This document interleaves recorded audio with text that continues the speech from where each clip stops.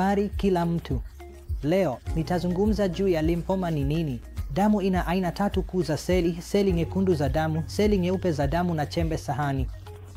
Lymphocytes ni aina muhimu ya seli nyeupe za damu, na wakati kuna uzalishaji usiohitajika na wa kupita kiasi wa aina hii maalum ya seli nyeupe za damu, inaitwa lymphoma.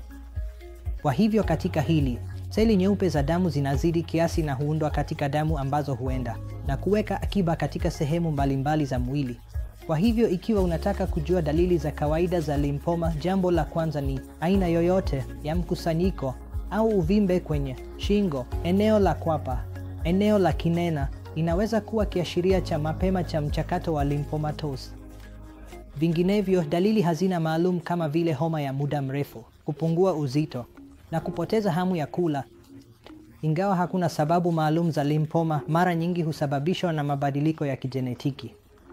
Si ugonjwa wa kurithi na hakuna sababu ya kushuku kwamba huu unaenea katika familia.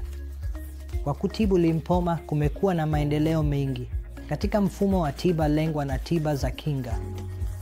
Matibabu ya lymphoma yanahusisha upimaji wa kijenetiki wa tishu zote za lymphoma tulizonazo, kugundua ni mabadiliko gani ambayo yamesababisha hili na kulenga mabadiliko haya maalum kwa kutumia tiba lengwa za vidonge au hata sindano.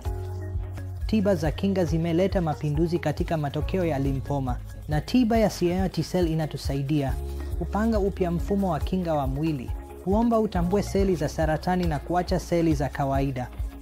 Kwa njia hiyo, matibabu ni yenye ufanisi na yana madhara madogo. Asante.